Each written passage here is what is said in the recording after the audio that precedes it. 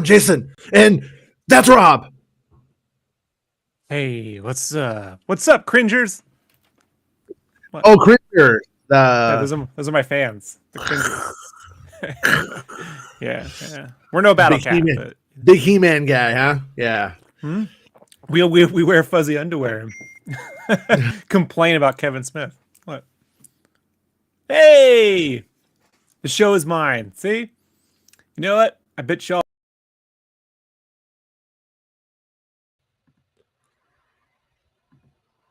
Gotta love Malin. You gotta love Malin. I hope it's just getting it out of the way. I hope Malin's just like, you know what? We're just gonna get out of the way right now, and then we won't have to deal with it anymore. Like Boba Fett. Like Boba Fett.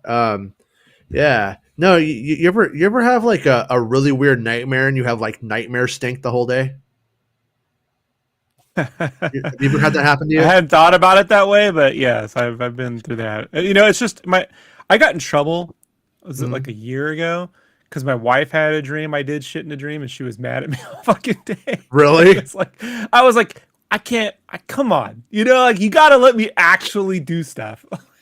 Yeah. It does happen. Have you ever had a nightmare directed by Jordan Peele?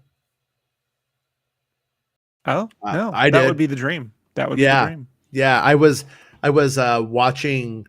I woke up really early, a little too early, and I put on YouTube and I started watching like the trailer to his new movie again, and I was like trying to figure out what it was about, for a few seconds, and then I actually fell back asleep, and then I ended up having this dream that it was like it was stupid, but it was the tone of Jordan Peele's films, and it was like, how, like, remember that old like 1950s, it might have been like the 60s, might have been like Fred Astaire or something, where he dances with like clothes, like the clothes move around.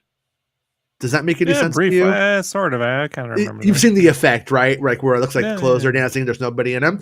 So in my dream, they created the ability for that to happen, and people like people who were like trying to be really cool had like their outfits walking behind them in the street, right?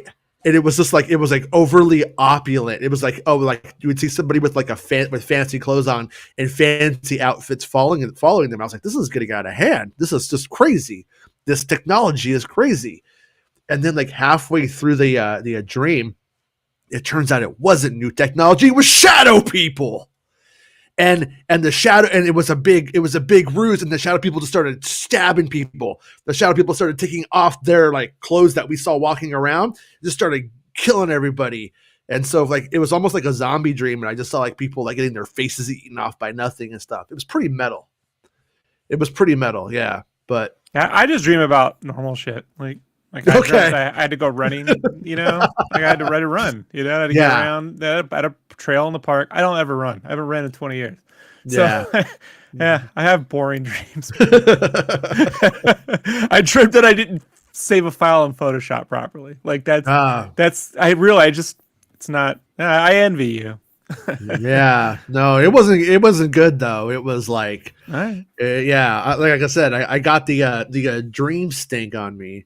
Were the shadow people working with the lizard people though? Probably. They probably were. Yeah.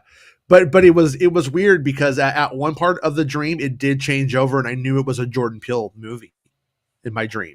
And I was like watching the movie, and then I would just be back in the movie. Like there wasn't really like it would kind of go back and forth. It was really strange. But yeah. So I did I wouldn't even call this a Star Wars scoop, but I did a little article today for the site because over the weekend I was getting a lot of messages about Ewan McGregor talking about how the episodes are an hour. So, I was like, oh, okay. And then an actor's hour. That could be anything. Yeah, no, and then I started. Yeah, exactly. No, then I started. Did he say they over deliver? Did he? No, he didn't say that. All right, he's not Domino's here. You know what I mean? No, he's not Domino's. But he did say that. He said they were like an hour, and then I started to see it showing up other places that they're like over an hour. Like it just started getting longer and longer. And then somebody wrote me and they're like, this person over here is saying that they're like an hour 20. And I'm like, no, not at all. So, so it basically, so basically, a few sources have seen Star Wars Kenobi at this point. After talking to these sources and sources over at Manhattan Beach, the episodes run just as you would expect based on previous Disney Plus content like The Mandalorian. By the final edit, it is likely these episodes are 45 minutes for each episode. This is not an approximation. And so there's 6 episodes and they're about 45 minutes in length, give or take. So there's a reason that these times kind of consistently hit that way. Part of it's just money, production, visual effects. Like there's a magic number in which everything gets done and edited, and you know what I mean? And it's not just for them, it's just for the industry as a whole. Like there's just a whole thing. So you can't just add on 7. I think it's weird, man. Like it's Ridley Scott started this with Blade Runner. We're gonna have like 15 different edits that are 10 hours long, and now Zack Snyder's picked up the ball. And I just feel like Kenobi's in black and white in slow motion. Hey, by the way, every movie can be black and white if you just turn your color settings down, lower the contrast a little bit, add a warm filter, boom. Every fucking movie's in black and white. It's not that hard. The Mist in black and white though does play better, and they did a good job making it look good in black and white. I think all horror plays better in black and white. Yeah, it can, for sure. Like go watch the Psycho remake with the acting off. Let's not be fair, right? Let's put it on subtitles so it'll read the exact same way on either edit, and tell me which one looks better. It's always black and white with horror. Like the Twilight. I have friends that worked on the Twilight Zone series, and I got a lot of respect for Jordan Peele and the whole crew. But I'm sorry, if the Twilight Zone is in color, it just ain't gonna hit the same. Yeah, stay out of my dreams, Jordan Peele. Stay out of my dreams. But So when he says they're like an hour, I think he's talking like TV time, which is like the 45 minutes is a TV hour. And so, but we're obviously living in the streaming era now. This isn't a show that's coming on FX like Fargo or whatever. And so, which were the same runtime, 45 minutes. No one ever was like, "Oh God, why not 3-hour edits?" Like, Jesus, Boba Fett's not taught us get out early. Get out early, yeah. Get out while you're good. Yep. I had a relationship end like that a few years ago. It was it was good. All right, bye. We're good. We're done. We both agreed. It was crazy. That's never happened to me before. But anyways, it was a good time. It was strange. But yeah, don't set yourself up to be disappointed. Uh-oh. Am I about to drop out? Do you see me going all slow? Yeah. You know what I know what it is. I know what it is. It was the video that we're going to play in a minute. It started playing in the background while it was minimized, and the browser does not like it. The browser says no. But anyways, yeah. So we didn't even talk about the Kenobi trailer on Star Wars Santa Show today. I thought we were going to for some reason, maybe. But so is it possible the Kenobi trailer within the next week or so? Once again, I gotta say, over the weekend, I was getting a little bit bothered by that. Not trying to blame you, Bridging the Geekdoms podcast, but it was just like everyone's like, it's coming, right? What's it going to be on? What time? And I'm just like, I didn't report that, and if I knew, I would have reported that, right? Like there was nowhere to. There was no reason to like think that, and there's no reason to think it will be anything but 2 months before, based off of what's happened before. Now, can you come up with some kind of thing where Boba had bad reviews, so they're gonna really get Kenobi out there soon? I don't think so. I think the stuff was pretty predetermined, and so with that in mind, I think like it's most reasonable to go. what do we got? Like March, April, May. So by March 25th, if you don't have a Star Wars trailer, it's going to be any day. That's I think Chris. probably. I think that's Speaking probably. right to Chris on that one. Oh, right to Chris. That'll teach him. Yeah, He just says makes March, sense. so I believe him. Yeah, March, and I would even maybe say late March with that. March 25th is it still counts. And so whatever's going on then, we might want to start looking at, but it might just be dropped on the internet. Like I don't even really think that you would really get anything extra out of showing it during the Super Bowl.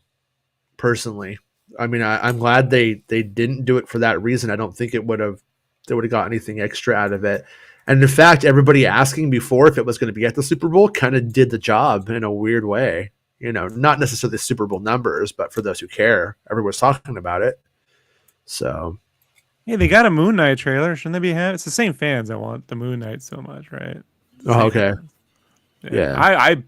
I only know Moon Knight when Steven Pratt drew it. I'm not familiar, so I'm not like, oh my gosh, but some fans, man, they really get worked up about stuff. So yeah, they'll be here sooner than later. Fuck, man, it's so close. No, let's just think about it. It's so close. Like every time we talk about it, I'm like, it's really just a couple months away. Like, yeah, it's crazy. Yeah, it's so close in general. Like, while I'm excited for the prospects of the trailer, I almost don't know if we, even need one. I mean, I want it, but I don't think that we even really need it. If I were them, better off putting the trailer. You want my opinion? Yeah. Right. Because I give that on the show, whether fans want it or not. That'll teach you. That'll teach them. They should put the trailer up the day it releases. Mm-hmm. Streaming now, bam, because you're gonna get that one big hit with the trailer. Let it be the fucking day you can go watch it. Seriously, yeah. Hold that trailer off, folks. I mean, the only thing I could see going against that is if they are hoping that people try to watch the other Star Wars shows to get caught up, and then they end up with an extra subscription. That'd be a bad idea. Time. Yeah, but I'm sure that's how they view. I don't know. I'm just saying maybe that's their strategy or whatever. I don't know. No, because they could be sitting there the whole time wishing it was Kenobi. It can have a negative effect when you do that. Sometimes people it's like this. I really, really want, let's say, I don't know, fucking more Loki, right? And you like Loki, but fucking the person who loved Hawkeye might like Loki. And so, I liked Loki, and I couldn't. I didn't really get into Hawkeye. I didn't finish it. I just lost interest. It's not bad. It's not. Whereas I love that sort of thing. I love it. So I'm on board. But I just think the best thing to do, fuck it, they're gonna get. Look, given everything you've talked about so far on the show about the show, it seems like they got a real winner on their hands. So it's if you got a winner. Fucking winner chicken dinner, my friend, dude. Drop that shit the day you can go fucking watch the show, man. Yeah. They get their trailer. They get their fucking taking over Twitter for a whole day so we don't have to hear about all that other Twitter shit. And man, it would be great because then we could just be like, trailer. Of course, that makes our day a living nightmare when we have to cover the fucking thing. And then people are spoiling the show while we're covering the trailer. Yeah. But Meg is only 89 subs away from 100,000. So congratulations. Congratulations again to Meg. And if you aren't subscribed to Meg, go in a new tab. Don't leave the show. Idiots. Don't leave the show. Serious. I'm just leaving the show right now. No, Rob, you're on the show. You can't do it. God, I don't know. I think the show gets better when I'm not on the show. I was listening to you the other day, the solo thing when I wasn't on the show because I needed a break from Boba. And I'm like, man, I do like listening to Jason without me. Without the best advocate. Yeah, I'm not the best advocate. I see what they're saying. No, not true. Okay. I'm just saying, I see you. I see you people. I get it. Yeah. And we had a constructive comment this week, and it was like, oh, get a good camera. And it's like, I actually have a really good camera, But when we get more Patreon supporters, I will up the show's like quality. I will be able to afford it for the show. Right now, the show doesn't really make enough that it's like actually like feasible. It would just be like a big money sink. But if we get more Patreon supporters or channel members and that goes up, that's our next goal, is to get the show into the future. You know, the only thing that's going to help the picture quality is two things. One, the streaming bit rate, which is what you're talking about, which will increase. And two, we'll have to get you on a DSLR of some sort. Like, no webcam looks as good as I have a DSLR. It's not cheap. It's fucking, it's a $600 investment. No matter which way you cut it, you might get it down to $450 if you know how to like get a real fucked up body and lens and shit. Even then, it's still bound by the bit rate, so you're back to that, one way or the other. So. Yeah, I got the nice 4K Logitech webcam, and it records when it records in 4K, and like I do like an OBS thing that really taxes the computer. It looks pretty good. It can look a hell of a lot better though, but this is streaming low. But like I said, when we get more Patreon supporters, that's where that money will go. So that was my big plug for Patreon. But you got to spend the money to make the money, Jason. Like, in the Star Wars fucking news enough. I gotta be honest, I was in Star Wars. What do you say? Buy a bigger internet cable. Yeah. Go to Best Buy and buy a bigger internet cable. How is that not on The Office? Right? Seems like such a fucking Star Wars Santa. That might be the greatest fucking joke I've heard in the last 20 years. Because it's so believable. Like, fucking dumbasses will fall for that. My son had an Xbox problem a long time ago, and we were looking up how to fix it. And there was a kid that was like supposedly going to teach us how to fix this problem. And the kid kept calling the HDMI cable a HDMI cable. And I was like, either this is either the cutest thing, the biggest troll, or the kid needs somebody to explain to him that it's an HDMI cable. But yeah, every time I see one, I go HDMI. So. Yeah, well, I called it that for the first 3 years till Jet, stopped snickering. Fucking told me what it was. It's like, it came with the PS3, Jet. I can take it away. So I haven't watched the Arl Knots yet, but they did a Book of Boba 1985 trailer, and Mark Hamilton sent it to me. You had sent it to me already, and I was waiting for the YouTube one. And I was like, well, let's watch it together, and go and subscribe to them. And their videos are all great, by the way. So I haven't seen it yet, but it looks like it's going to be really good, based off of how excited you guys are. So let's see if we could get this working, and hopefully I don't lag out. All right, you ready to do this? Yep. Here we go. The Book of Boba Fett. A dangerous trek into the crime-ridden underbelly of a galaxy that is not our own. I gotta say, the show probably would have been Boba better Fett, if it was done. A masked gunfighter on the road to redemption. Once a killer for the highest bidder, he now protects those who cannot protect themselves. I want this show.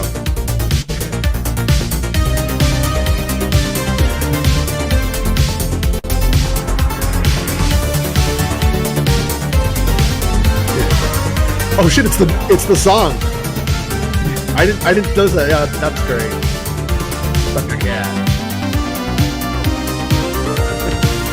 He doesn't take no for an answer unless he's asked to, and then he does because it's the right thing to do and the polite thing to do. Armed with advanced weaponry and unconventional cybernetic advantages, he stops at nothing to defeat his enemies. And if he fails, he is man enough to pay someone more capable and better equipped to handle it for him. That's perfect. Oh, it's going dark.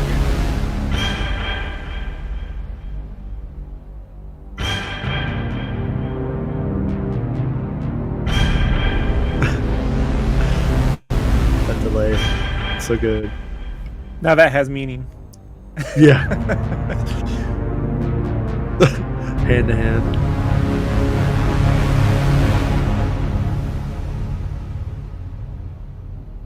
This is kind of frightening now.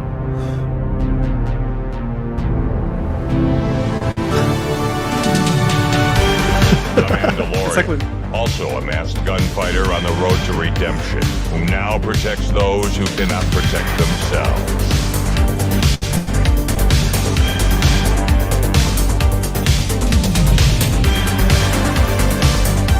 They should have scored it.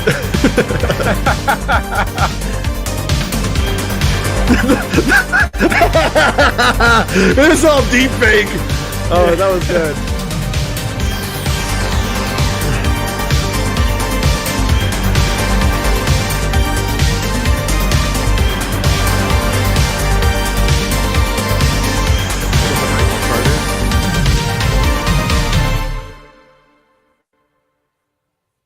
That's pretty good. That was pretty good. You want my hot take on all this, man? Like, I'm being 100% serious now, right? Uh-huh. If I were Kathleen Kennedy, no shit, I would hire these guys to do an Oral Nuts edit for the show. Like, you know, it's gotta be, you gotta play a little fair within the humor, right? You know what I mean? You can't be rated R. But I would say, can you just cut a version, and we'll do a fun humor side, you know, where you can watch. I guarantee you, everyone will go right back on that fucking TV. We'll all be watching it. You know what I mean? We'll all make it as cheesy with the opening, the music, rescore whatever you need. You know what I mean? Like, yeah, just film grain the shit out of this VHS textures and just put it on there under the extras. If we lived in a rational world, I would completely agree. The truth is that idiots on the internet take everything so seriously. I don't think they could do a Star Wars parody with anything funny. I think people will put it right on the extras. Yeah, no, I'm saying they will ruin it. She doesn't care. Yeah, like she doesn't care what people think. You know, I'm just saying, like this is I'm telling you, like it's so good. Yeah, and not that they need the subscribers. They got a bajillion. But go follow Arlenauts if you don't. They do one with Kylo Ren, a remake where it's called Banana Time. Banana Time is one of my favorite ones, and Existential Troopers is by far my favorite one, though. Yeah, I knew that was going to be the one. Like, when I first saw it, I was like, "This is Jason Ward right over." Yeah, that was the best one. They re-edited the 2 biker scouts from the Mandalorian episode who beat up Baby Yoda, and they're just like talking about, "Hey, man, you notice how like that Han Solo guy, he couldn't miss and we couldn't hit him. I think we're living in a simulation," and it's just so good. It's so well done. So yeah, definitely. They're the best I've ever seen at this. Like since Troopers, right? Like Troops, whatever it's called. Troops. Yeah, the Kevin Rubio thing, and then like but this they've made the prequels. Look, it's potty humor, but I don't give a shit. They've made the prequels watchable for me. Like it's the only way I can watch it is through their filter, and I'm fine with that. Like there's people. I'm not saying Lucasfilm really hates the humor with Star Wars since they sold it.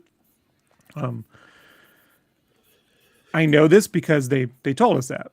Yeah, they were afraid of up front with like Star Wars detours and stuff like that, of going and releasing something and going, oh look, Star Wars is just a joke to them. It's and then they would show the dancing Boba Fett thing, you know. But it's like nobody believes this shit. But imagine if you that's give what I hate about it.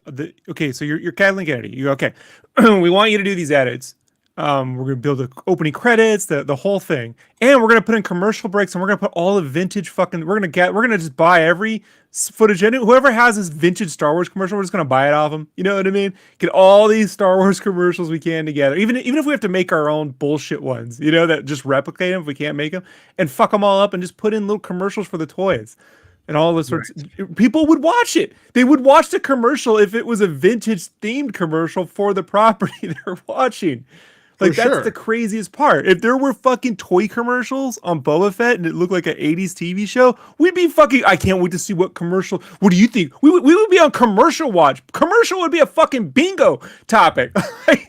There's none, and that's the kind of like excitement, like, oh wow, they've never done anything like this, you know? Like, the worst thing they could do is hand it to some LA fucking, you know, we could write the comedies too. Like, no. You gotta get these cats. You don't know what you're doing. Like, to show you how good these folks are, the Oral Knots, if you're not familiar with them, and I'm sure everyone else here is, just go watch the Bane rap they did. You ever seen that? It's from The Dark Knight Rises. No, I don't think so. But yeah, dude, just Bane rap. It's good. It's that football scene where in the stadium where he goes out there and he's speaking to him, and he just starts freestyling his own song. I mean, everyone's dead quiet. Like, it's so good. I don't want to steal the punchline, but there's a punchline. It's so good. Okay. Max Zendo, I just noticed that my texts to you are bouncing. So if you want to join us today, I sent you an invite via Instagram if you want to join, if you're free. If not, that's cool too. But I want you to know that my texts are bouncing. I don't know why. Sometimes I get bad service here. If you're not on iMessage anyways. Yeah, but what I was going to say was they can't really they have a hard time with the humor and stuff. Like, even back in the day, like when they did a Lego movie that all these people started saying, oh, they're shitting on the prequels. Disney's shitting on the prequels, and it became like a big blow up. And one of the writers for it was like, wrote me and was like, hey, no, we like the prequels. We're just having fun. And I'm like, yeah, this is cool. I can see why the perspective happened, and I understand the anxiety, but like, they didn't mean anything by it. But they definitely are aware of whenever they do anything like that, how weird people get. Well, you could solve another round of that by having a watch along. It's free content, so you have a watch along with Tamora Morrison and Ming-Na Wen, and everyone laughing their asses off when they're watching it, and you put that on there too, so you could also bring it right. Oh, I'll watch it with them. Like, this is they're just watching it for the first time, laughing. Like, this is so great. But had the show actually, like, and then really quick, somebody said, like, I waited 40 years for this, or 35 years for it, and I did. Messy L said, after 33 years of waiting for it, I enjoyed Book of Boba Fett. I enjoyed it too. I actually did enjoy it. It's a 50-50. Yeah. Yeah, I enjoyed it. But I did see missed opportunities or things I wanted done, a little bit better at times. But I do think that had they actually, played with genre a little bit more, like if that show was pulling on Airwolf and it was pulling on Knight Rider and the A-Team and stuff like that, it actually would have, I think it would have played a hell of a lot better. And it probably would work really well if they did do that, because Star Wars is so rooted in that era of nostalgia, of just like leaning into it instead of trying to make it modern. I think it's harder to make it modern than to lean into what it was. So I'm not saying to make it look bad, I'm not saying to put artificial grain and stuff, but you could have. I am, but like that synth-based TV score from that would have been so good. What I'm trying to give people some context for the fans, like, I don't know, Ro, to me he's more serious, not so much fun. Hold on.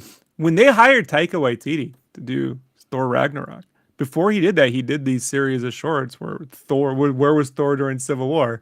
And he's like, he's got an apartment with a regular guy, and it's got that whole same What We Do in the Shadows kind of vibe with Thor. His hammer has like a little bed, in a drawer and shit. Yeah. And it's just like when that came out, people were like, I can't believe they're doing this. Are they shitting on Thor? It's like, no, they're actually having fun.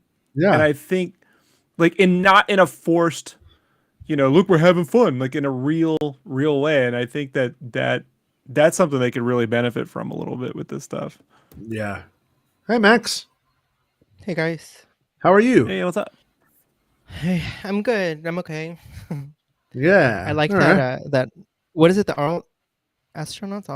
Oral knots. aural, like as an aural, as in you hear it. Are they music producers?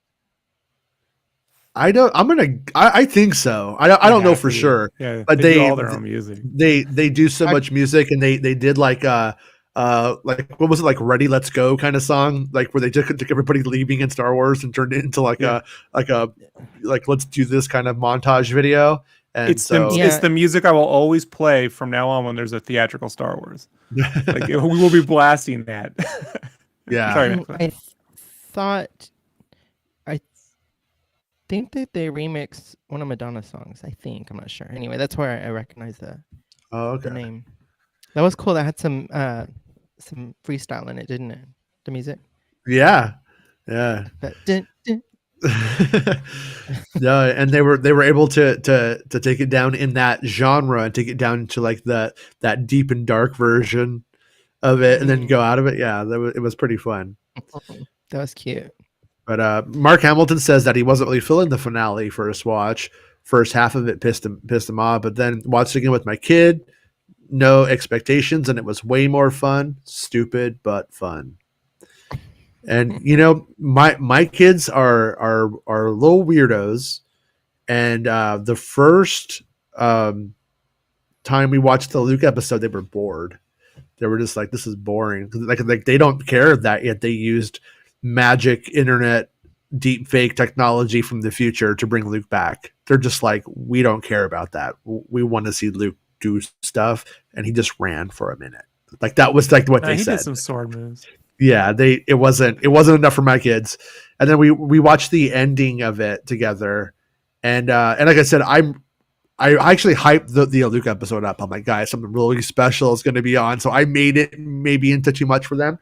So I didn't say anything. I didn't react anyway. We watched the finale. I watched it with them, and I was like, so what did you think, Luke? And he was just like, it was okay. That was his take. He just thought it was just okay. And I have to say though, for my house anyways, for my metric, if my 8-year-old little boy is like, it's just okay and it's Boba Fett, I think you fucked up. It worked. A lot of it worked better for me than it did for him. And but he loves The Mandalorian, like loves it, like rewatches it all the time. And so, you know, that's just my family, of course.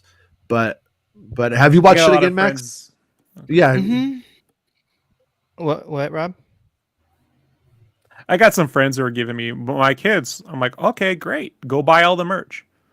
Because I'm telling you, it's the only way that they're going to find this to be a win is if you if your kids love it so much, buy them all the Boba Fett merch. I got a feeling the kid merch is not going to go so well. Yeah, what merch? All right. Oh, right. You get that Monopoly board next month, and there you go. There you go. Oh wait, no, it doesn't have anything from the show on it. Never mind. Don't bother. Yeah, I watched it again. I did. I think I watched it how's it going for you? Is it going up? Is it going down? Is it staying the same? It's pretty much like I think I told you that I saw it again and then I saw it a little bit differently. I was a little bit easier at it. There are still some parts that I feel are silly. Yeah. And it's things that are pointing out to me. I know you guys. I remember hearing you say it. I didn't see it at first, but the whole like spin shooting thing, the mod guy. Yeah. Well, it's not just him. Someone else did it in the show too. It's Boba Fett or Amanda. One of them do it too. Yeah, they do it. It's done twice. Okay. Yeah. That's a little. Yeah. I'm sure it was done in fun, but he does it in El Mariachi. I'm like, hey, he also blows shit up with a rocket launcher in El Mariachi. Can we get that too? You know? Yeah. I say I didn't know like the spin dance was the one we were gonna fucking pull. I want the crazy action showdown where there was an action showdown. No, not like Del Desperado with blowing up all the buildings and shit. It's like they had it in a part of town that they were protecting, and so they couldn't blow anything up. You know, like that's the shame of it. Like, blow everything up. Yeah. My roommate actually watched. So since it was finished, he went ahead and started like binge watching it.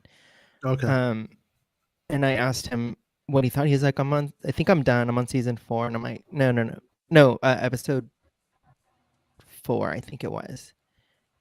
6, yeah. And I said, okay, you need to watch the next one then for sure. because it's Mando. Because he knew that Mando was on there. He had watched, seen it from online. And I just asked. The pacing was a little odd, and he's like, "Yeah," but he felt that the pacing was odd for Mando also, which I didn't. But Yeah. I just wanted his take, and he says, "Yeah, it was a little confusing, the back and forth part, the flashbacks and stuff that he got confused on." So. Oh, okay. Yeah. Yeah. I don't really see myself watching it like a lot in the future, but I could also see it being one of those things where like maybe in the ways that it's bad, maybe it becomes sort of like good. I know that that's going to sound like fans jumping through loops to make something work, but there are things that are like objectively bad about Phantom Menace. Like Rick Alay is objectively bad. Like it's not really an opinion. I mean, it's barely an opinion. The whole plan is I always thought, you can see it. It's like, no shit, dude. But now I actually really like that. Hold on. Yeah. That actor, I always thought him and the dude who played O'Brien for D Space Nine should have teamed up for like some kind of like truckers in space, like Critters 5. It's just these two balding guys who stare at computer screens with that dumb look on their face. Let's go to Tritonium power crystals. Where is shit? But the look, I did it. The stuff like the spin, like stupid shit like that really isn't fundamentally like its style, and it's not fundamentally bad, but it can be shot poorly. And that was kind of the thing, is if that was like even if that was done over like an edit or two, like if it cut you here to here, it would be something. It was just, but it was just, you just stay on it from a bad angle, I felt like, and it just kind of lingered. Yeah. Or if he was one of those guys that was annoying everyone throughout the show, and he's like, "No, man, like you can work moves in." And he's always doing moves with blaster shit, and they're like, "You're just a fucking idiot. You're gonna get yourself killed." And at the very end, he pulls it off and makes the first hit with that move. We would have been cheering. Like, you know what I mean? Like, it's so stupid, but you're like, and he moonwalks and shot a guy, but he always misses. This time you got it. You're like, yeah, he did it. Yeah. Just like he said was, this is kind of like, well, this is not as bad as Showgirls, and it's not bad, I don't think. But if they ate cat food, it would be good. If they were eating, if they like dog food, I mean, it would be good. Puppy chow. But yeah, I mean, sometimes there is that element of kitsch value that, it's so bad it's good. And I don't think it's that. I don't think Boba's there, but some people might. Agreed. It's at the 50% mark because it's Star Wars. If this were any other science fiction show, we would know, and we'd be like, I don't care, it's fine. I don't know. No one be talking about it. So I was talking to somebody this weekend about it. About the spin or about Boba Fett? About Boba Fett. Okay. And they were saying like, well, also that, and I've just seen a lot of the news on the internet that people aren't, or they don't want him back. Robert Rodriguez is back, and it's not just him. If John Favreau wrote this, he's got to take the hit too. I'm sorry, it can't all just be on Robert Rodriguez. Yeah. Well, where have you been the last 7 weeks, Max? We've been here complaining about Favreau's writing since day one. No, I hear you. No one else is, but it's just so weird, right? Like, yeah, I agreed with that though. Yeah, I mean, I said it exactly, John. I said the writing. I didn't really truly like. I didn't sit there and watch El Mariachi like the whole way. I put it on and fell asleep, honestly.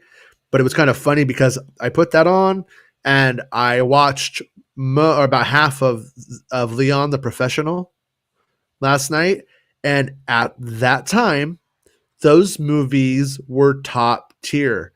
And when I was watching them now, they've just been mined so much over the years, but they just play really bad. Like they didn't age well. They did not age well at all. Even Gary Oldman, who's usually fantastic, it's like he's playing a third-rate Joker in it, and it just does not. The movie for me does not hold up at all. I saw somebody say Natalie Portman is 40 now. It's time for her to make The Professional 2, where she's the hitman. And I was like, oh yeah, I remember that being a thing for a while. And then I saw it and I'm like, might want to remake The Professional while you're at it, too.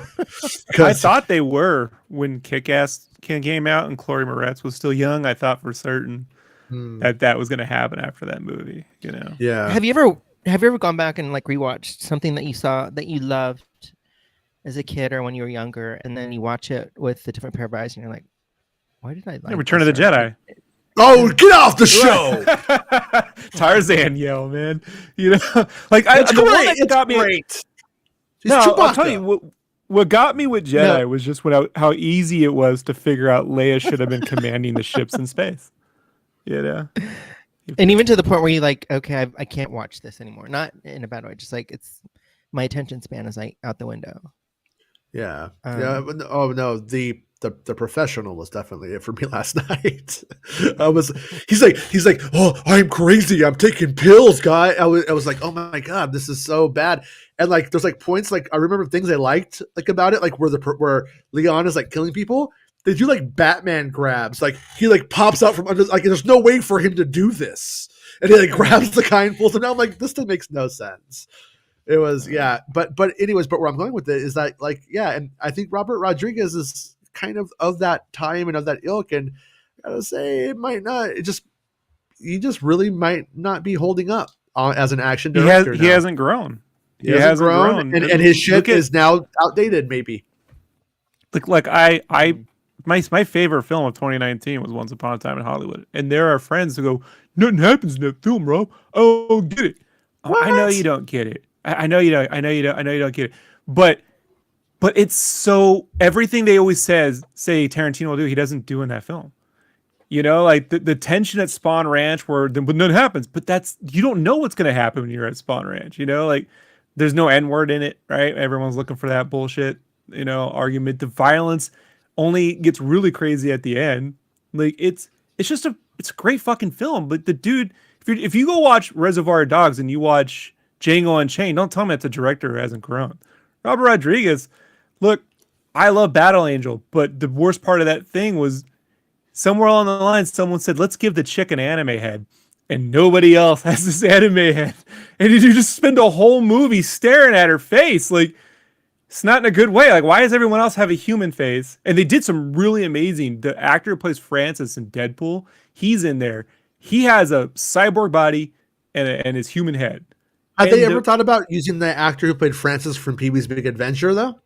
I wish. I think he's dead, but yeah. Is he dead? Is he? No, it's not. I just say that. Yeah, I think he's dead. Right. So Francis.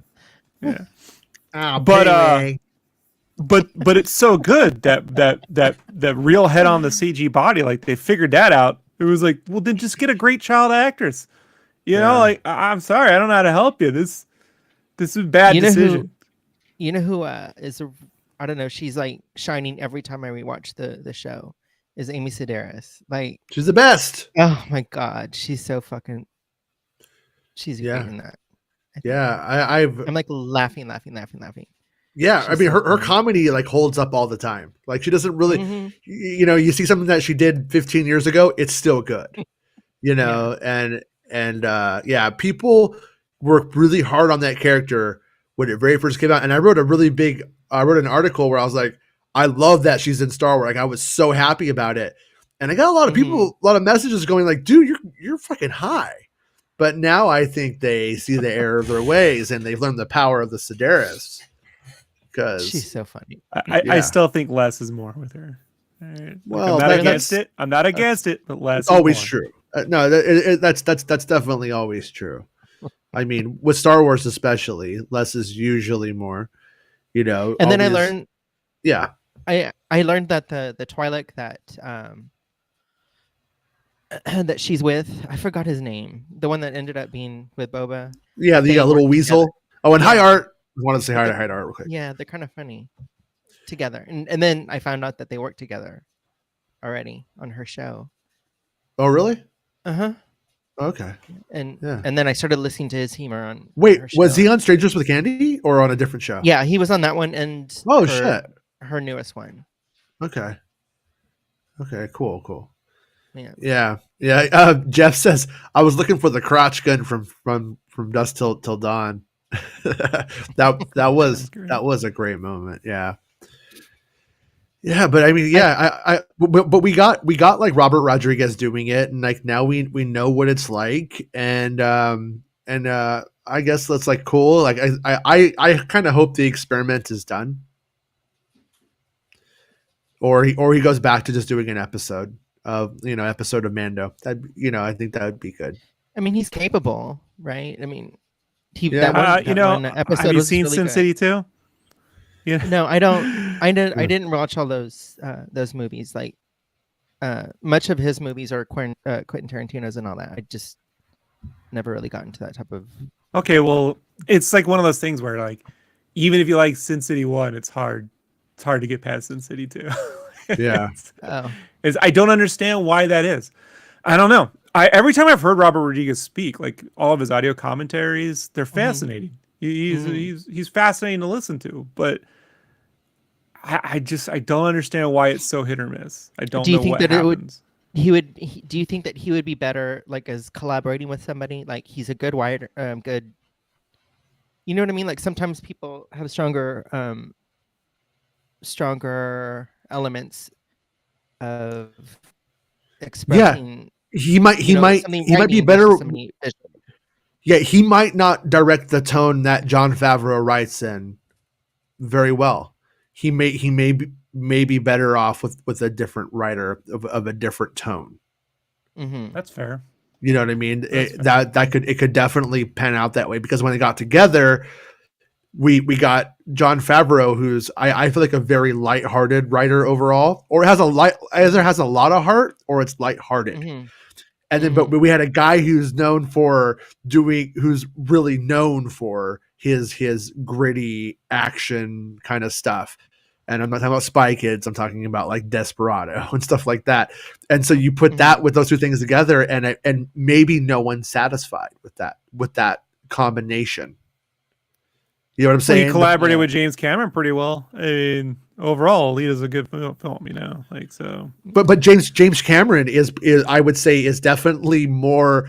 He's definitely more of a Robert Rodriguez director than he is, say, an Elf director. I just feel like overall, yeah, he's more serious. He's more serious and action based stuff. Like that's really In some I don't want to say something like with Lucas. Lucas is a great storyteller, but he collaborates really well with somebody else who has like a directional me and Jonathan Hales vision. We did excellent work. I was very proud. So that's what I'm kind of wondering if that's a situation here. Yeah, I think if there was such a discrepancy, I would have thought that Jon Favreau and Dave Filoni, those guys would have come in and said, "Hey, what if we go in this direction? Or if the editing's so bad, well, maybe we need to kind of clean this up a little bit or something." That's just my thinking. I don't see how that they saw this and didn't say, or didn't have any input, or you know what I mean? Didn't say anything about it, or felt that it was okay. Well, once they go and they say you're the director. You don't hand the keys over and then go, give me the keys back. Here's the keys back. Give me the keys back. Here's the keys back. Give me the keys back. That would lead to a big fight and chaos and stuff. So I think at the end of the day, I think we had that one little demo reel, if you will, from the episode of The Mandalorian that he did, and it wasn't, but it was mostly like the beats were great, like the action gags that he came up with and stuff like that were great. So it was like, so I think. But I just don't think it congealed as well as it could have. Yeah, I kind of feel bad for him though. That sure, that went this route. He's doing fine. No, but I mean, as an artist, you're always rooting for them. You don't want somebody to go and like I mean, honestly, I don't want to be the fucking butt of Twitter's joke with this show. Again, this is why I'm like, who's the head? Who's really showrunning? Because I'm like, when I see every episode written by Favreau, I'm like, that seems like the showrunner. Yeah, but Favreau didn't write. Favreau didn't write. He does a really awkward long spin that we hang on way too long. Favreau you haven't didn't write seen the that. script. You haven't seen the script. You cannot confirm that. I can't confirm it. I can't. So no, I got the oral notes music stuck in my head where I go to the Barnes and Noble, track down the script, look in there, and it's the written. He does a really long spin, and I go, "What?" Yeah, the spin is giving me a Riggs and Murtaugh. Fucking, I'm too old for this shit though. Twitter vibe. I see these people that are like, "Oh my god, you guys are hanging on the spin. Fuck you! Don't you know when this guy was spun?" And they're like going off, and other people are like, "The spin is so dumb," and I'm just like, "Who gives a fuck? The problems aren't the spin. The spin was never the problem. The problem was the script and the directing." At the end of the day, there were 6 other episodes before that spin, and we were real issues, you know. Like, well, okay, let's say 4 other episodes that got real issues, you know. But, It's like if you found out today that you were being cheated on Valentine's Day, and you're bitching about the Valentine's gift that the person who cheated on you gave you. What they gave you wasn't the issue. There's all these other underlying issues that you need to be focusing on if you want to know why this didn't work as well as it could have. But that's why I told Linda. And who knows? Maybe like even the the negative press or whatever is going to actually inspire people to start watching it. And well, I agree with what we're kind of saying here. I think that if they lean into what was dumb, if they lean into like the fact that he spins, if they lean into it and be like, "Look, guys, we know, but we're going to make it fun now." If they keep him around, because I don't think that kid was bad. I don't think he did. I think he did a good job. No, I think the young man did a good job, and I feel like that wasn't his fault, but that can be flashy fun, and if they want to, I just imagine if Taika Waititi hope he's got like a. Go ahead. I just imagine if Taika Waititi had gone over these scripts, like he would have had that character doing dance moves and always missing. You know, like maybe he got like a stormtrooper arm when he got modded and shit. So he's like, I can't fucking shoot right. This fucking arm. He's always, but when I dance, you know what I mean? Like it's everything's in sync, and then it's only through the dancing I can shoot. Like, and it's just one character doing this stupid shit. And Taika would have made himself that character. So if anyone bitched, they just bitch about him. Like he wouldn't have put that on another actor to like he does that sometimes. I mean, like that's why he played Hitler. You know, had someone. Yeah. I'm going to be honest. When I had never seen his movies, Taika Waititi, whatever. I'm a little nervous with him being given his own movie. His sense of humor is very different. You're not? No. Okay. Have you seen Boy or Jojo Rabbit? I just said I hadn't seen any of his movies. I saw, yeah. I think I saw. Well, wait a minute. I saw part of Thor Ragnarok. And the humor in that, I was like, oh. Yeah, but you've already seen a Taika Waititi episode of, Star Which I thought was really, yeah. So then that's what made me go and watch Thor Ragnarok, because everyone was talking really good about it. And then when I saw the sense of humor, I was just like, I don't know is this going to go well? If it's... Yeah, but he also does drama really well. So like Jojo Rabbit and Boy are pretty great. Like that's a drama Boy's. Okay. I don't want to spoil it, but it's about a dad and his kid in New Zealand. Like it's super good. Yeah. Okay, I'll check it out. And then Mark Hamilton, I made you a moderator in the chat. You don't have to use it if you don't want to, but it's there if you want to use it. Okay. So do you see? He banned Johnny. Like, man, it's a ban war. Yeah. Oh dear. But anyways, but like it's like Han Solo does stuff like that, and it actually if it's shot in a certain way, it would look bad, but it's shot well, so you don't notice. But like for instance, like there's things like in the way that the coverage works. I think like when you watch Solo: A Star Wars Story. It's kind of awful when they're standing out in front of the Falcon just going, and they're out there for a really long time just doing this. Nobody's hitting them. They're hitting people. Sometimes they're not. And it just kind of keeps going. And you're just like, this action scene is sort of poorly done when you actually get down to it. And but what they always did with Han Solo was they kept him moving. They would do it, but they kept him. But in there, they're just standing like their feet are sometimes firmly planted, and so when like the last time I watched it, I was like, this right here. Steal the Falcon back. It's just like, oh, that's fucking. Yeah. Another thing I did this weekend is I know you don't like or care for the reaction videos, but I wanted to see get the consensus of everyone, and everyone still kind of felt that the show altogether was kind of a little the pacing was off, and even though they liked it, it was off. They're like, I'm not sure where they were going with this, or I wish I liked these characters. I don't, and the only reason I was watching it was just to kind of get the feel of everybody else, not just our show. The narrative structure of the flashbacks actually, like sometimes you're like, oh, like on a show like Lost, for instance, that could be really intriguing, but in this show right here, it actually was stopping momentum.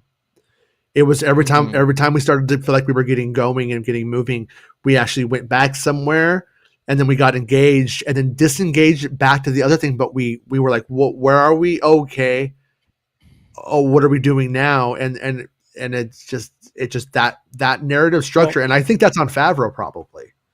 100%. And I would say like a show like Better Call Saul, which does flash forwards, is really interesting because the flash forwards, one, they're all in black and white, so there's just a visual difference. And two, the character's never talking.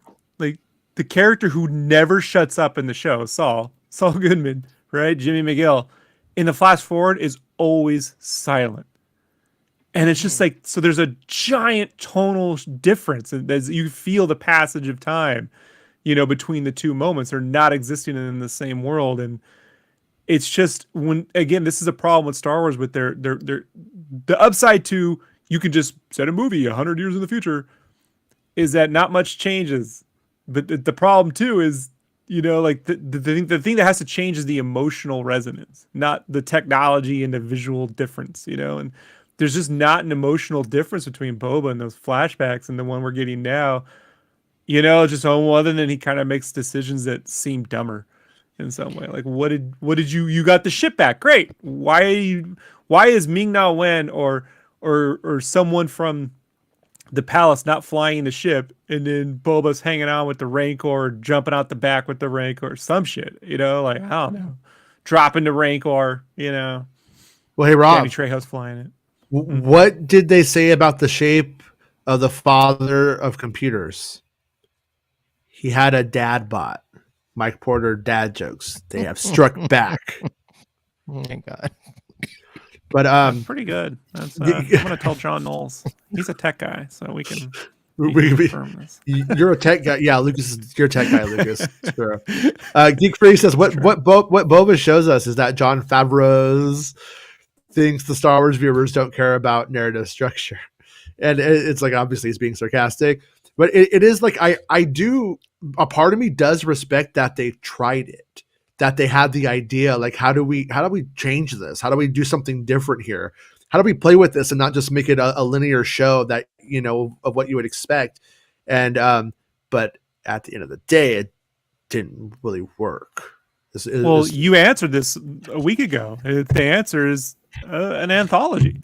A real anthology show is how they're able to do it. And Vision shows you can tell a bunch of separate stories, and shorter time frame spans and with completely different worlds, and it still worked. So, like, that little part on the Earl Nuts video where they kind of describe what Boba was, kind of like he was this and now that would have been kind of cool to at least get that up front where we're kind of expecting it. Like, okay, this is a little bit of a different story.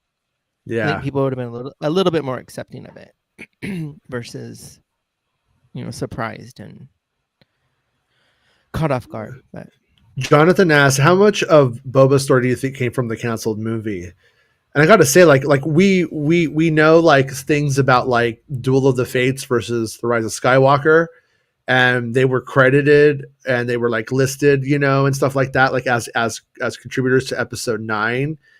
and Michael Arndt got that for episode 7. Like, you know what I mean? So like we've seen that, but we don't see anything about Trank in that. So I gotta say, I don't think that there's really much there. That's just my guess. Yeah, I'm not seeing like residual. What's the story? The story goo. I'm not seeing anything in here that you can peel out of. Yeah, it's sort of all tied into what happened to Mando in a way, or Return of the Jedi in some way. Like, so other than he gets out the Sarlacc pit, you know, which was done in like basically Dark Empire when you know, back in the 90s, you know, first. There is no way in the movie they weren't going to bring back the other bounty hunters. I just can't imagine they greenlight a film on development and that isn't the first thing that gets put into the pipeline. So Mark Hamilton says that's what the skips were for transporting goons and quickly put that Rancor on a skip, show us it. And you know what, when I was making those comments during the show, I'm like, I noticed that there's now 5 or 6 different skips in there. I'm all, I bet you that's for the end battle. I thought we were going to see everybody like on the skiffs going to fight or something like that. And no, they were just there because why wouldn't they be, according to Battlefront or something? I guess, I don't know. It was a bit weird. It was strange, but yeah, they definitely, as we've said a lot of times, had a geography issue with how people get around, and it was weird. A major problem with the first episode, and I know we disagreed on that, but you could see over time it's a real problem. Yeah, no, if it was just the first episode, it would be fine. Correct. You know what I mean? If it was just the first episode, I'd be like, yeah, it's okay. Like, I don't need, but it's when it keeps happening, you know, when the Wookiee runs off camera, like what are you guys doing? And that's still actually when they let him go at the palace and he just runs off camera. I'm just like, I literally did the George Lucas laugh. You know, see, it works. You can do anything in Star Wars. You know, they'll buy it. 20 years later, they'll love it. I gotta say, I have to say, if they were to do a Star Wars Visions kind of thing, where they actually took Lucas's original like early draft and used that early art and stuff and did like a cheap ass TV movie version of it, I would love it. I would think that would be the most fun thing. Yeah, that if they that's something Favreau would probably get a real kick out of. You know? Yeah, that would be a good. Lucas would probably be livid. He'd be like, "I hate this. Hated everything about it the whole time. That's why I didn't make it. That's why I didn't want it." But yeah, I kind of have to. I wonder how the guys over there are feeling about this, like Dave and Joan, and I wonder. If they're working on Mando season 3 right now, like so. And it's so I know, a ton of time, or at least years, at least to no, but just to like hear it, you know, kind of like the mixed reviews. Just, I think it's ultimately really healthy for them. I think in a really good way.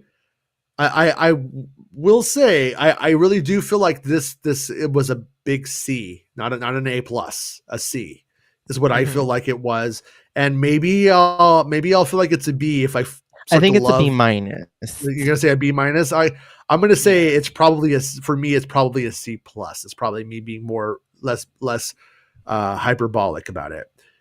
But with that said, I think it's good that if they know that their shit can stink too, that not everything is a given, and I think Filoni's known that though.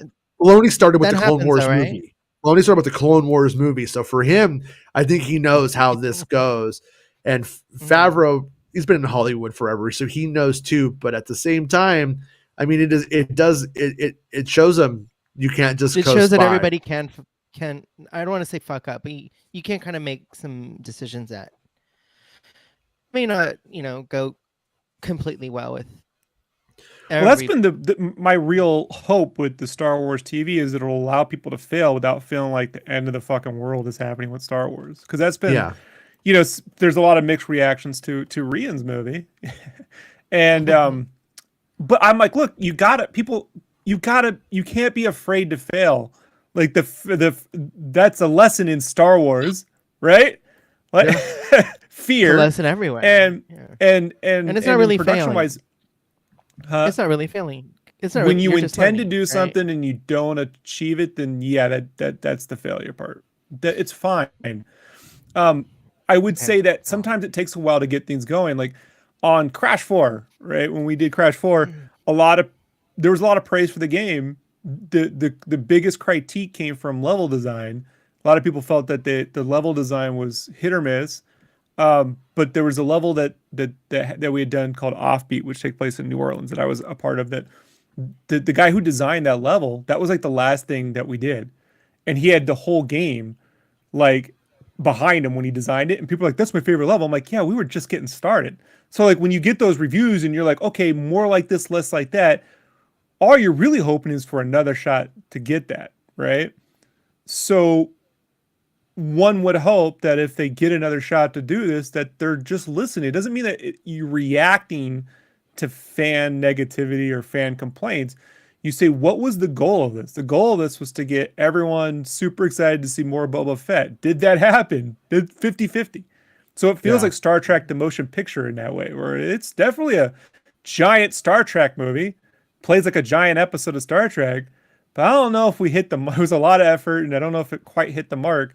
How can we retool this? And then boom, Wrath of Khan. So like it's totally possible to Wrath of Khan Boba Fett, but like and then this all just becomes some happy, fun, I remember it more fondly than people complained about kind of argument. But if they double down, if they're like, no, you're gonna get more of this whether you lick or not, motherfucker, then I always say, well, I dare you to do it because I'd love to see how that plays out. If you get more RoboCop 3 after RoboCop 2, right? Like you don't want that. Yeah. J. Antonio says, should not the series be titled Ben Kenobi? In A New Hope, Kenobi, he has not been named Obi-Wan before Luke was born.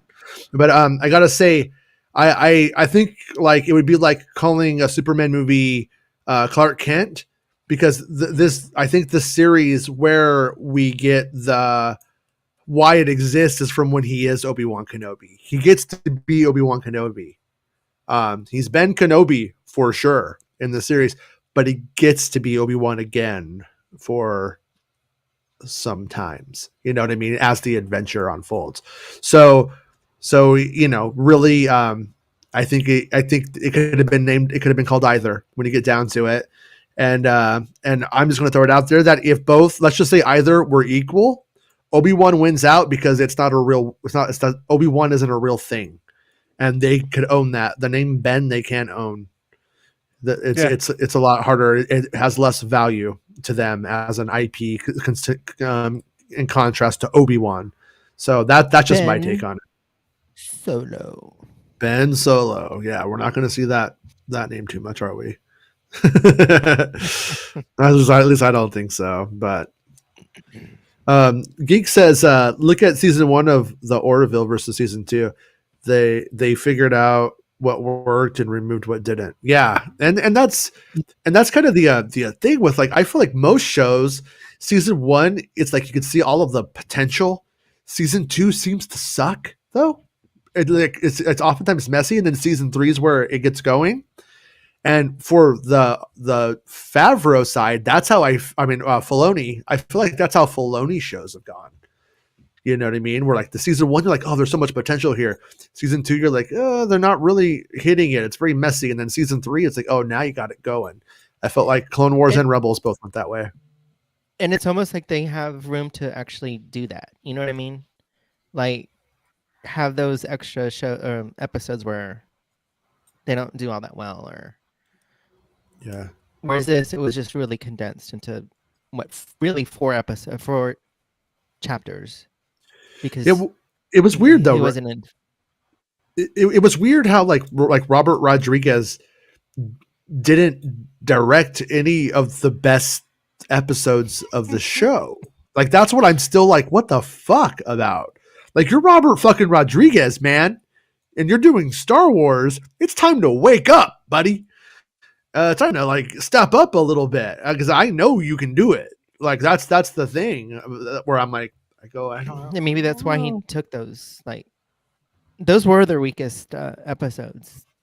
Yeah, but even if he was unfortunately. super great with action choreography, he could have made The that writing last was one. But the look, you get a lot of passes, but that last episode, you could have handed it to any of the John Wick crew and ended up with a better show. Like, just saying, like, it's not the same writing, but you at least could look at Rob. Take it down a notch, buddy. So weird. Take it down a notch. You could handed it to anybody on The Mandalorian, and it would have been up a notch. That's the problem. You're right. And look, I stand by my belief that Robert Rodriguez's Boba Fett episode still was shot weirdly. Like it was. It literally looks like. When's the last time you watched $6 Million Man, Max? Like, Max is since like the never. 70s, right? I don't think I've never seen it. No? No, So I've in never the seen it. $6 I only Million saw, Man, commercials of it. they'd always just film right outside the studio lot, like in the bushes. And so you'd have like Lee Majors punching a guy off a big boulder or rock, and there's some dust bushes, and I'm like, we're right back there. Which I wouldn't be against it if they were trying to make it feel like it was a 70s show, but then you need you need all the other fucking things that go on to make it work. You can't just take well, like when we think back to his episode of The Mandalorian, we're like, honestly, Tamora Morrison is not fat, but the way that he was shot and the new costume, he looked fat in the episode. They actually did get better when they made the Book of Boba Fett. It did get a bit better, but he looked fat. It looked weird. And then they filmed out in California, and it looks like California. It looked like nothing special, like Rob is talking about. And those were like kind of like, in a way, those were kind of flags, but they were also like, maybe this is just a little bit different, and I'm the one with the problem here. And it's me seeing what's there. But after you see the Book of Boba Fett, you put it all together, you're like, no, this is very much just Robert Rodriguez and his attention to what he pays attention to. I just don't think it's right. I don't think it works right for Star Wars. I know that there's people out there who will film something and not pay attention to, especially like their actors or the person that they're focusing on, and shoot them in a really unflattering angle. Yes. Like you just said, like I would have imagined like Tamora would have said, look, don't film me from here. Film me at this angle or whatever. I look too full or whatever. Like, yeah, they could look right at the camera or the playback and go, hey, huh. Like, maybe not that and jiggling. You're not that. You don't look like that, but we need a right. No, well, this is why. But Max, this is why we don't get drawn posters anymore, because every actor has an ability to sign off on a poster, now for their likeness. So they don't want drawn anything, because you're just going to endlessly hear about some actor complain about how they're drawn. That's why they just use photos. So it's like, it's weird how they get sign off on that, but not the, hey, how did you shoot me in a whole episode when I'm the lead character? Sign off too, right? Like, but it's true. Yeah. Well, it's already done, right? Yeah, it is. And I want to secretly go back and like edit. I want to edit those. Like, just there's a lot of stuff that could be cut out or shortened. Well, one of I feel like Star Wars, us Star Wars fans, the good episodes or things that are successful, they make us think forward. And if they don't give us anything to be forward thinking about, then we tend to think backwards onto what we just got. And if what we just got wasn't really, really great, then it ends up becoming like, oh, well, we just kind of linger on what wasn't working. And it was such I think a weird mistake for Mando to not say something like, I'm setting the coordinates for Mandalore. I'm setting the coordinates for something that just made us go, oh, here we go. Like it was a great little moment where they take off, for what it was, but it needed, we did need like something or a mystery or something to go, what was that? What's next? And there truly was almost no next other than, well, Mando and Grogu are back together. We know what that means. We know what to expect from that. So there's not really much to talk about there. Overall, I mean, you could be like, oh, is Grogu going to start using the Force all the time now? I mean, but that's kind of, it's not really. But just to pull pins out of robots, he just fucks with all the droids. Yeah. Yeah. It's like, so it's a bit like non-committal, I think, about what that stuff means. And so anyways, I just feel like when that series is done, there's just not really anything to like talk about. There's no what's next on it. Right. And obviously, like, if you're following along in the real world, you're like, Kenobi's next. So that's where like my mind went automatically. And I was like, okay, I'm going to start reporting on the stuff that I've been sitting on for Kenobi for the last year or whatever. And I'm excited to like do so, but it is kind of, there's a little bit, part of me that's a little bit sad that I'm not like, well, what's next for Boba? If there's nothing, I'm fine with that because I care more about figuring out what's up with Kenobi and Ahsoka right now. You know, that's where used a phrase on Wednesday that was perfect. The Book of Boba hangover or something like that. You said, oh, right. That's kind of the way it does feel. Like, yeah. Because that's why I took the day off. Yeah, I was like, I haven't. Yeah, I need to just not think about Star Wars for a day here. You know, like and why am I getting so worked up over a show? And I'm like, this is everything. Because you care about it. Because we care. Star Wars. And I feel when people tell me stop caring because it doesn't matter, my kid doesn't care so much, you shouldn't either. I'm like, yo, man, when I was a kid, I cared. I don't want to hear about not caring. Kids, look, I can go in and watch the He-Man movie and go, look, I can like it even though I know. But when you were a kid, you knew it's not a good movie. And it didn't sit well with a lot of people, and it killed that cartoon and toy line. Killed it right overnight. Dead. Geek Fury says his biggest issue with Boba is Mando season 2 ends with Grogu leaving and Mando season 3 ends with Grogu already back. Yeah, I think they're going to have to include stuff from Book of Boba in the last time on Mandalorian. You know how they have like the whole flashback kind of moment, and I think that if that narrative idea or that little tropey device to inform viewers in case they missed it or don't remember, I think we're going to see that probably used more and more cross shows because, like, I imagine there's going to be aspects of the Ahsoka series that they may use it on. I don't know if they would, depending on where this next stuff goes. But you know, like Ahsoka, we've already seen her like twice and going around, but I'm not sure if they will. But they may, and the show after that may have stuff from Ahsoka that may go into another show. Like, so that may be a thing that we start getting. Yeah, the thing that they said about like all what at first there was 4 of the shows, like Mando, Boba, Ahsoka, and the Cassian, New Rangers or whatever. Rangers they were all the same area. Yeah, that they were all supposed to like intertwine with each other.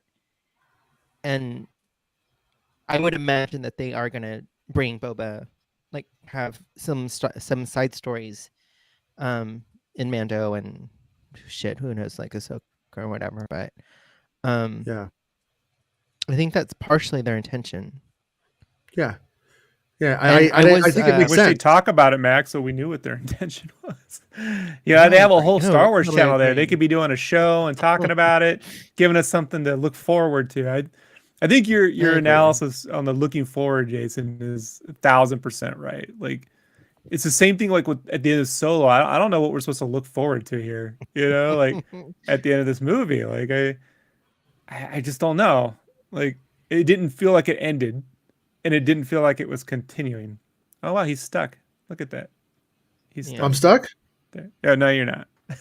No, I was just reading. Really, it's like telling a major part of book 1's ending in a novella, then starting book 2 with "Go read the novella, dummy." That's true. Yeah, and Rice started doing that stuff later on in her career, where she started having smaller, like 140-page books and stuff, sort of shorter books, shorter novella kind of things. And important things would happen in them to the characters in her books, and then you get to like the next main book and it'd be like, you should have read it. And but people were just like, I read it, I don't even remember it. It was like 100 pages. I don't remember it now. And it's definitely, Star Wars definitely has that weird thing in that it like, yeah, you want these things to exist on their own and to be able to stand at the same time. It's like, it's a bigger story, and it's like, yeah, how do you organize that? So. Well, they have a guy they can ask. They've been organizing 20 plus films across multiple TV shows, and kind of works for them. Like they can just,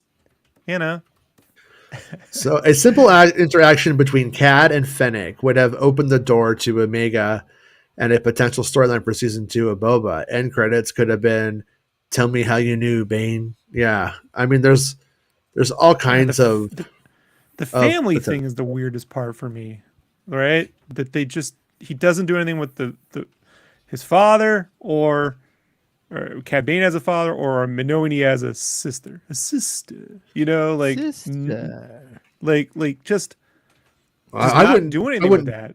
I wouldn't do it that way personally. I feel like if you're introducing Omega into the animated show, Omega into the animated show, then you should probably have her deal with the Boba Fett story there. I honestly think that is the better place to deal with what they are. Are they anything to each other? Is it family just because they're the clone of the same thing? Like there's actually like almost interesting science fiction questions that could be asked and played around with there. But meeting her meeting Boba when she's 45 years old, I don't know if that's exactly utilizing the potential there to the best of its ability. I feel like her meeting him when they're both in their young teens here, and then having her grow up, and maybe the Daniel Logan era Boba Fett deal with that story. I think that could be more fascinating, depending on what they want to do. Because I mean, like figuring out you have a sister when you're 45 or a brother when you're 45, sure, that might be nice, but it's not really going to be the same as if they know each other when they're younger, and there's more chance for like actual conflict and rift and stuff like that. And they've made her so good. He's good now. I had a brother when I was 40. So. Yeah. I tracked him down. Right. I drove out in the desert. I went to meet, it was a whole thing. So, I don't know. Like, I agree with all that. I also think like that would have been a great flashback thing with the younger one, perhaps. I think too, man, look, we're on a planet where every time we go back to Mos Eisley, we see those stormtrooper helmets on pikes, right? They keep showing us that. I'm just like, Boba Fett literally has probably the most recognizable face in the galaxy. Like, had Hitler made a bunch of clones of himself, or Mengels, or Rommel, or whatever, anyone in World War II made a bunch of fucking dudes with their face on them, like everyone would be like, that's a face we never want to see again. And I can prove it because there's a certain person in politics I never want to see their fucking face ever again, especially once they're gone. I never ever again. Like, could you imagine if that person was the face of every trooper, right, for a 50-year period? Like, when he takes that helmet off, it would be like, we fucking hate you. No, that's a really good point. It's like, imagine if the cop who kicked your ass, they all have the same face. And then a guy comes in and he's like, and he has that face and he's like, hey, I want to rule with respect. You're like, fuck you, dude. Get out of here. Right? Yeah. I want to make cringe jokes with respect. Yeah. Just can't do it. I'm working on it. But well, see, here is where number one, Joel, they definitely could take it that way. I mean, Boba just may not give a shit. They really could just make it like that. And she has, the Bad Batch she also has the genetic link to them. So why would she care more about Boba than Wrecker and all those other guys? Right. Well, the only thing that I could see them using as a difference, if they want to make it one, is that her and Boba are both sort of like unaltered. And so they are in essence, a more clear connection to brother and sister than anybody else in the whole thing. So there is that, but at the same time, they don't have to play it that way. It doesn't have to go that way. So it's definitely open, but I like I said, I just don't know if the Tamura Morrison in his like who looks in his 50s. He doesn't look like he's in his 40s, and it looks like he's in his 50s. And then to like do that you have a sister story there. I feel like it's almost going to be more interesting if it's Boba Fett when he's still bounty hunting, and she's maybe a rebel, and she's good, and she cares about people. Godfather. And yeah, bro, that's the Godfather. That's bringing Michael into the family. Right. Yeah. And trying to keep her out of it, you know, and then she gets into it anyway. And maybe she's running Crimson Dawn at this point. Like it would have been a whole thing where, like, you know, that's just a tragedy, you know, like there's more interesting to watch than just we got together, now we team up, you know, something. But I think she's going to end up being a rebel in the Rebel Alliance. I think that's where I feel like that's where it's going. So, you know what I mean? I would like to see some people fail a little bit in Star Wars. Oh, Robert Rodriguez. Hero arc. Go watch Book of Boba Fett. He made it a whole series for you. You know the dream. You wanted it. You willed it. It's your fault. It is my fault. So you're sorry. It's not my fault. I'm going to quote Lando. It's not my fault. My son's favorite Star Wars movie is Return of the Jedi because of Lando's scream. Yeah, he loves it. Really? He loves it.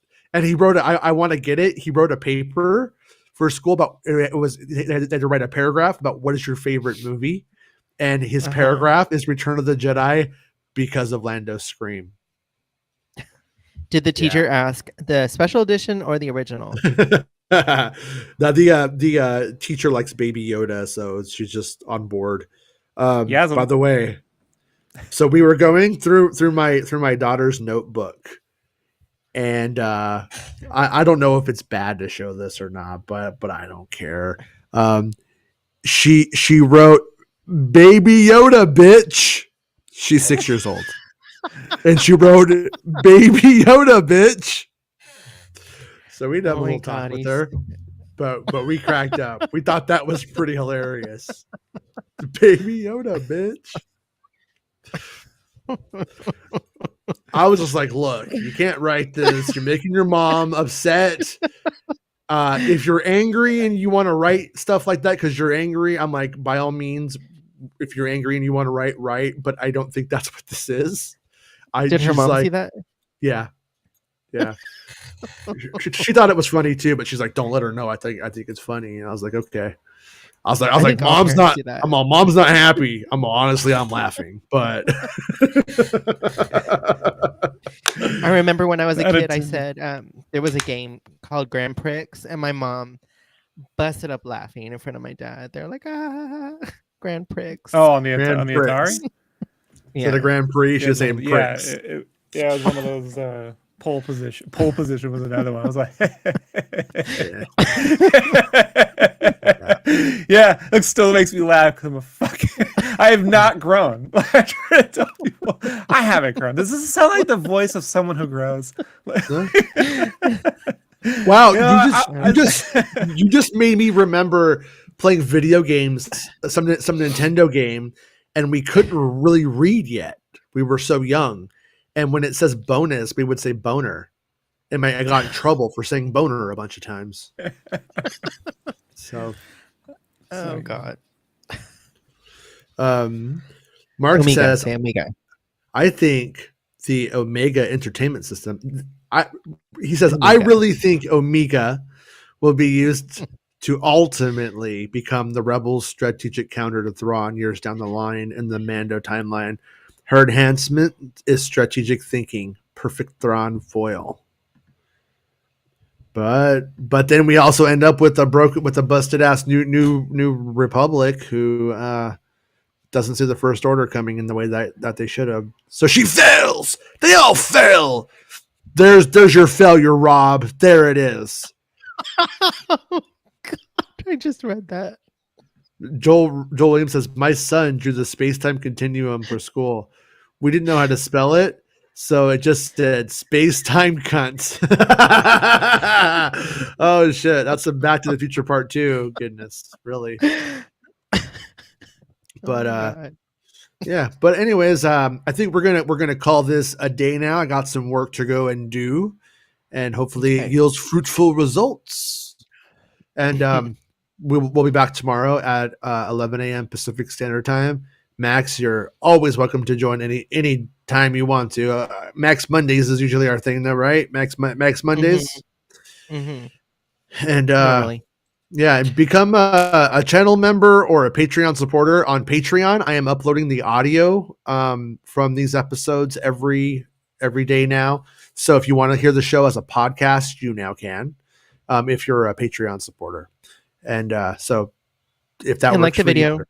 And yeah, like the video and subscribe to the stuff and all that jazz and share everything that we do, please. I would appreciate it. Your kid's a moron, Ali. You ever have a kid like that? Your kid's a moron. You ever have a kid like that on disown you? Yeah. It's my honestly second favorite scene in the movie. Parents are probably idiots. Because I just feel like my grandfather would have called me an idiot if he had met me at 15. You know, told my mom. I really relate to that moment so well. Yeah, love it. Second favorite. But yeah, so we'll see everyone tomorrow. And thanks everyone for hanging out with us. And if it was your first time hanging out with us, like Wade, thanks for hanging out with us today, Wade, and subscribe to the channel, Jazz. At least I think it was your first Thanks, time. Wade. With us. But we'll see everyone tomorrow. Bye. It's not about spaceships. Making Star Wars Show. Making Star Wars Show. Making Star Wars Show. Making Star Wars Show. It's not about spaceships.